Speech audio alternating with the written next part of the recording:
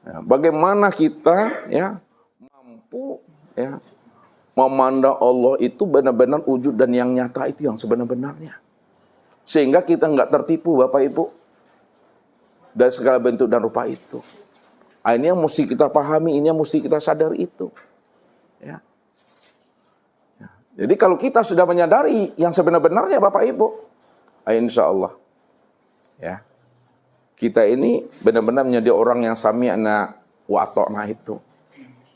Dia akan nampak pada kehidupan sehari-hari, nampak ketakwaannya, nampak kepatuhannya. Itu maksudnya. Tidak ada orang yang marifat, orang yang telah kasab itu kehidupannya itu penuh dengan dosa dan maksiat, enggak. Sebenarnya orang marifat yang kenal Allah itu makin nampak ketakwaannya, makin nampak kepatuhannya. Bukan semakin liar dia. Ya. Tapi benar-benar nampak ketaatan kepatuhannya itu. Maka disinilah kita belajar memahaminya. Bagaimana kita ini benar-benar mampu mematikan diri kita, sehingga ketika diri kita mati, maka nampaklah yang hidup yang sebenar-benarnya. Untuk lebih jelasnya Bapak Ibu tentang memahami namanya fana, memahami namanya mati, ya, kalau ingin juga Bapak Ibu berhenti jadi orang, tunggulah pesan-pesan berikut ini. Innakum lan tararabakum hatta tamutu. Sesungguhnya kamu lantaro tidak mampu melihat, ya, tidak mampu memandang, tidak mampu menyaksikan. Rabbakum, Rabbmu, Tuhanmu. Jadi sesungguhnya kita ini tidak pernah mampu memandang, melihat dan menyaksikan Allah. Hatta tamutu, sehingga kamu benar-benar mati. Jadi orang yang mati yang bisa melihat Allah Bapak Ibu. Orang hidup tidak bisa melihat Allah, orang yang mati yang bisa melihat Allah. Kalau orang yang mati yang melihat Allah, mati yang bagaimana yang dimaksudkan oleh Rasulullah itu? Apakah mati secara zohir atau mati secara batin? Ini mesti dipahami. Kalau mati secara zohir, itu adalah berpisahnya ruh dengan jasad. Kalaulah mati secara zohir yang Bapak Ibu pahami, berpisahnya ruh dengan jasad, maka Bapak Ibu belum dikatakan selamat. Itu yang dikatakan buta itu. Apa kata Allah dalam surat Bani Israil ayat 72?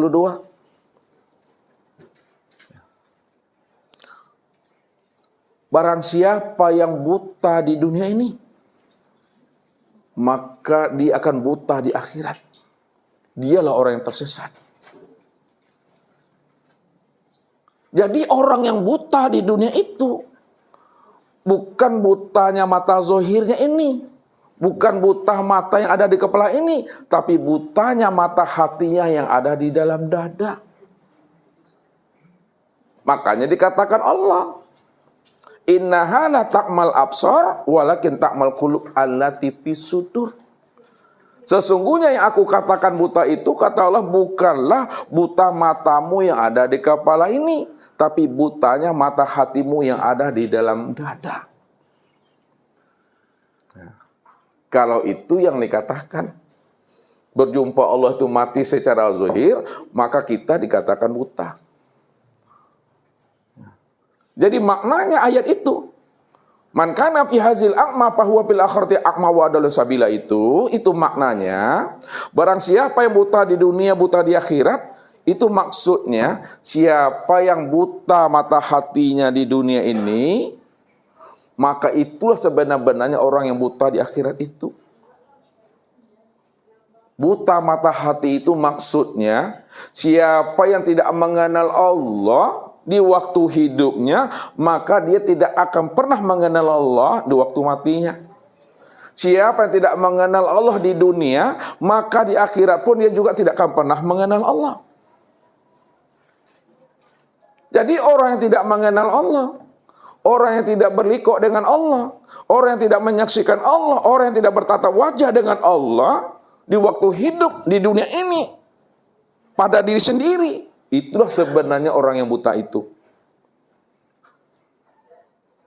Akan tetapi yang dimaksud oleh Rasul yang sebenar-benarnya mati, sesungguhnya kamu tidak bisa melihat Tuhanmu sehingga kamu mati. Mati yang dimaksud oleh Rasul itu bukan mati secara zahir, akan tetapi mati secara batin. Mati secara batin, apa kata Rasul? Nih, mutu qabla antamutu. Matikalah dirimu sebelum dirimu mati. Itu maksudnya Bapak Ibu, matikan diri sebelum ajal. Matikan diri sebelum Israel datang. Matikan diri sebelum habisnya usia umur. Maknanya itu, matikan diri di waktu hidup. Apa hakikat makna dari semua kata-kata Ustadz itu? Makna yang sebenar-benarnya mati sebelum ajal datang, mati sebelum habisnya usia umur, matikanlah keakuan dirimu yang merasa dirimu itu wujud dan bersifat. Ini mati yang dimaksud. Matikan keakuan dirimu yang merasa dirimu itu wujud dan merasa dirimu itu yang bersifat. Itu maknanya. Dia masih bisa memandang, dia masih bisa mendengar, dia masih bisa berkata, dia masih bisa bergerak dan berjalan. Akan tetapi yang mati itu kesadaran dirinya yang mati. Kesadaran diri yang mati itu maksudnya paham dia sepaham-pahamnya, mengerti dia semengerti-mengertinya bahwa dirinya itu tiada wujud sejak dahulu, sekarang dan akan datang. Bahwa diri Bapak Ibu itu sejak dahulunya, sejak sekarangnya, dan yang akan datangnya tidak pernah ada sama sekali. Sifat kita juga begitu. Sifat daripada yang wujud itu, yang memandang, yang mendengar, yang berkata, juga tidak pernah ada sejak dahulu, sekarang, dan yang akan datang. Ketika kesadaran kita telah mati, maka pada saat itulah hidup kesadaran Tuhan pada diri. Nah, ini kesadaran Tuhan yang hidup. Apa maksud kesadaran Tuhan yang hidup? Tuhan yang sadar bahwa Tuhan itu aku yang Tuhan itu namaku Allah. Innani anallah. La ilaha illa ana. Sesungguhnya aku ini adalah Allah. La ilaha. Tidak ada yang nyata, tidak ada yang wujud. Illa ana. Yang wujud yang nyata itu aku. Jadi Tuhan yang sadar dengan dirinya bahwa dirinya itu Tuhan. Jadi tidak lagi disebut kesadaran kita. Yang disebut itu kesadaran Tuhan. Nah, kesadaran Tuhan itu maksudnya Tuhanlah yang wujud dan Tuhanlah yang bersifat.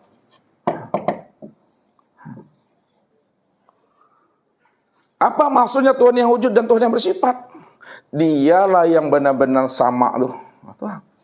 Dia yang sebenar-benarnya basar. Dia yang sebenar-benarnya kalam.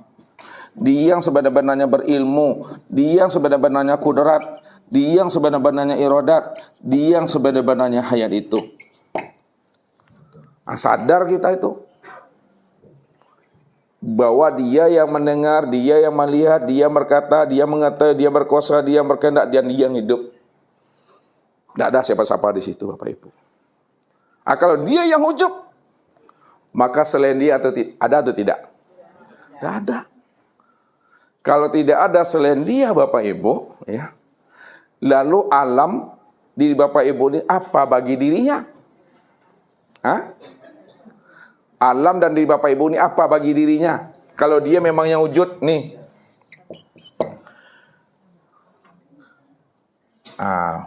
Untuk memudahkan pahamnya, Ustadz bawa dari atas ke bawah. Kalau dari atas ke bawah, cara membacanya apa namanya itu?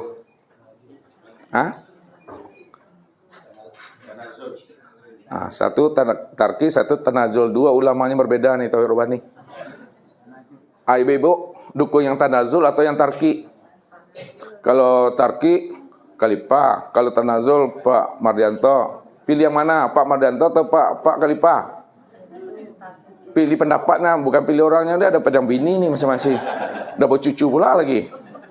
Tanyalah sama Khalifah kalau nak bercucu dia. Dia aja gayanya pelente kayak muda aja di sini. Jangan tertipu bawa ibu-ibu dengan Khalifah. Dia punya cucu tuh.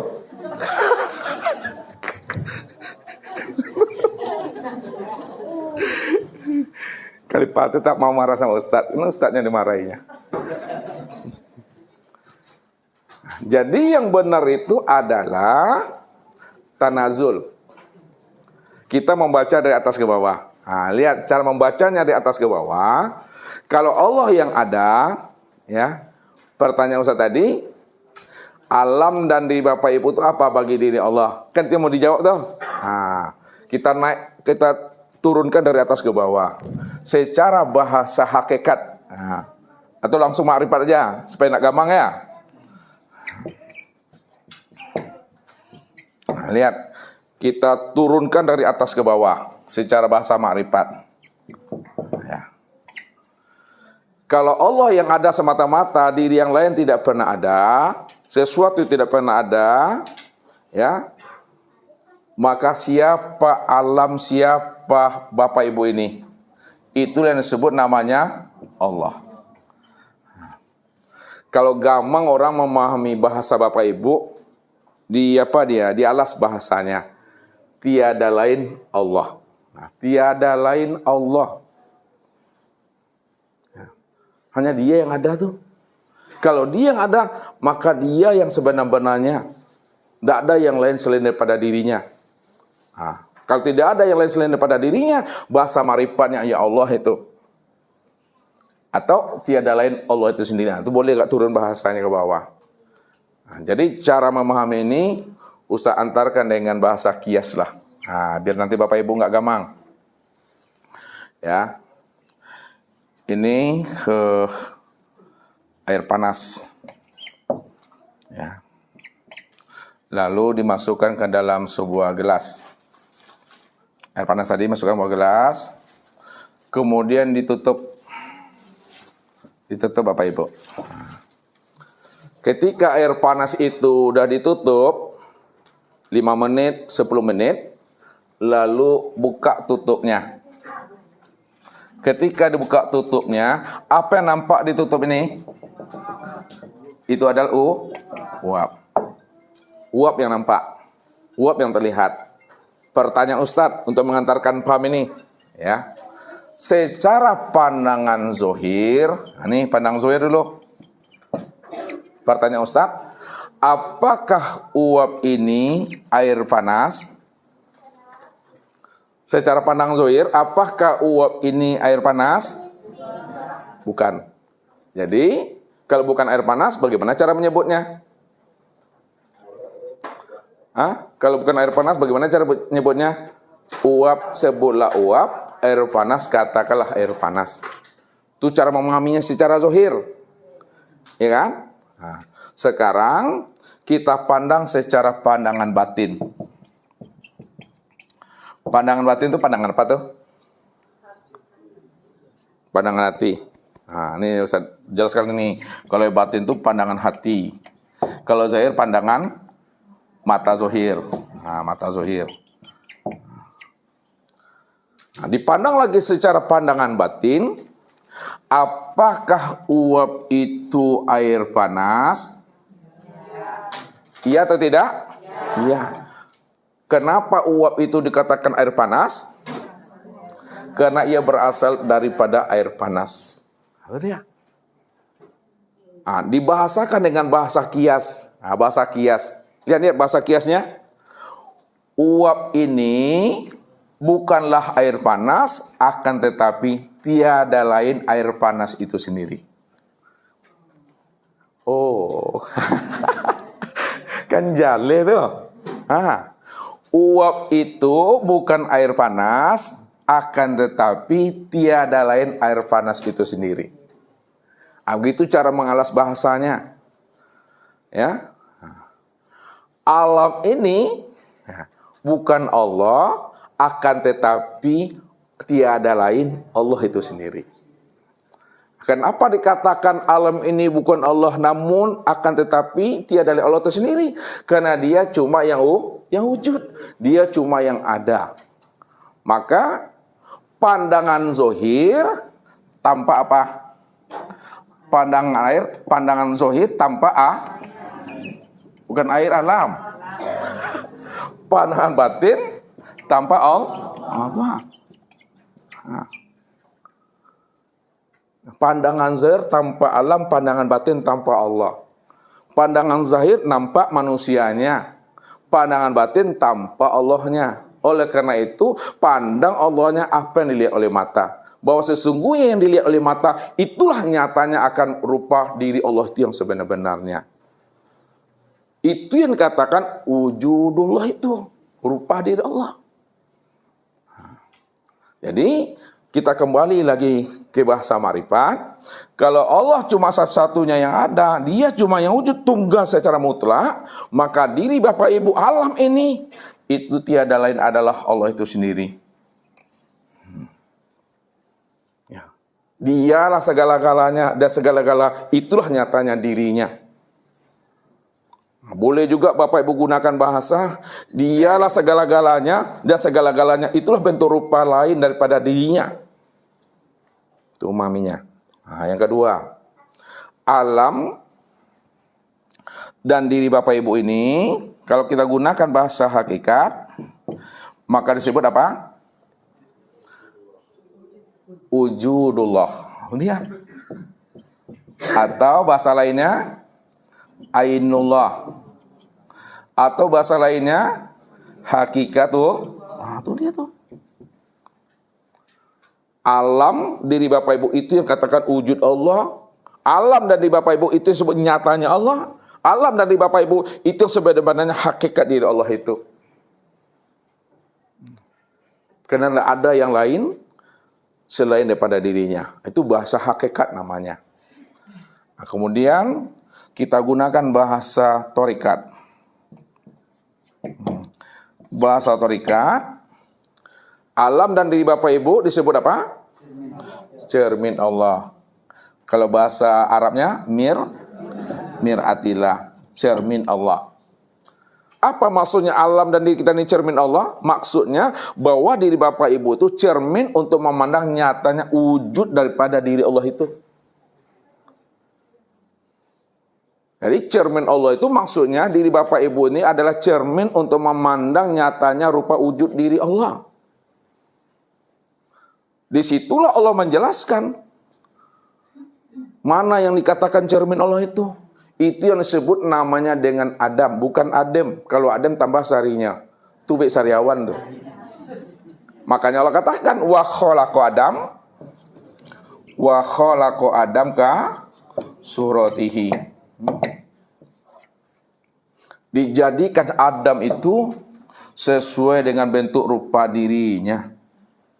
Maknanya Adam itu rupa diriku. Maknanya Adam itu aku itu yang Adam tuh. Disitulah rahasianya. Adam itu maknanya tiada. Kalau Adam itu maknanya tiada, yang ada itu hanya Allah. Kalau Allah yang ada, maka siapa Adam? Adam itu adalah rupa diriku, aku yang sebenar-benarnya. Tidak ada yang lain lagi. Disitulah dikatakan gelar daripada Adam itu siapa? Gelarnya Sultan Mudo. Mana ada Adam itu gelarnya Sultan Mudo? Tidak ada. Malah buku sejarah baca tidak ada Sultan Mudo atau Sidi. Tidak ada. Khalifatullah gelarnya, bukan Sultan Mudo. Khalifatullah. Khalifatullah. Khalifah itu siapa yang khalifah itu? Yang Allah tuh. Itu disebut namanya Khalifatullah. Adam tuh bergelar Khalifatullah. Dialah cermin ya daripada rupa dirinya sendiri. Itu guna bahasa tarekat namanya. Kalau kita gunakan bahasa syariat, lihat syariat. Siapa hamba itu, Adam itu disebut hamba Allah. Itu di bahasanya Bapak Ibu. Jadi bahasa syariatnya Adam di Bapak Ibu itu disebut namanya hamba Allah. Kalau alam disebut apa namanya? Kalau alam disebut apa namanya? Dalam bahasa syariat, kalau alam cermin Allah juga lagi. Tapi terikat tadi itu. Kalau dalam bahasa syariat, alam ini disebut apa? Makhluk Allah, ciptaan Allah, atau sesuatu. Betul itu Bapak Ibu. Jadi menempatkan bahasa itu pada ilmunya. Memakaikan bahasa itu pada tempat ilmu yang sebenarnya. Kesempurnaan daripada ciptaan Allah, makhluk Allah atau sesuatu disebutlah namanya dengan hamba Allah. Hamba Allah itulah yang disempurnakan, sebutannya dengan insan itu. Insan. Siapa insan itu? Khalaqal insan ala suratir rahman. Ini dia jawabannya. Khalaqal insan ala suratir rahman. Dijadikan insan itu sesuai pula dengan rupa Ar-Rahman. Siapa Ar-Rahman itu? Ya Allah Bapak Ibu. Ini kita memandang secara tanazul. Memandangnya dari pucuk sampai ke bawah. Ya, sebutannya itu berbeda-beda sesuai dengan makom ilmunya. Kalau di ilmu ma'rifat, tiada lain Allah. Allah dah sudah. Kenapa tiada lain Allah dan Allah itulah? Karena memang dia yang ada semata-mata, enggak ada yang lain. Disitulah Allah menjelaskan bahwa dirinya itu wahdatul wujud. Dirinya itu wahdatul wujud. Dirinya itu ya diri yang satu-satunya yang ada, enggak ada yang lain lagi. Yang wahdatul wujud, ahad. Kul huwallahu ahad. Ahad. Itu dia. Katakanlah, kul huwallahu ahad. Katakanlah, aku yang satu-satunya, enggak ada yang lain daripada dirinya itu. Namun ketika sudah sempurna bahasa Tuhan, ya, yang sebenarnya dalam bahasa ma'rifat ini sembunyikan. Ini bahasanya, sembunyikan atau rahasiakanlah diri Allah itu pada sebutannya hamba.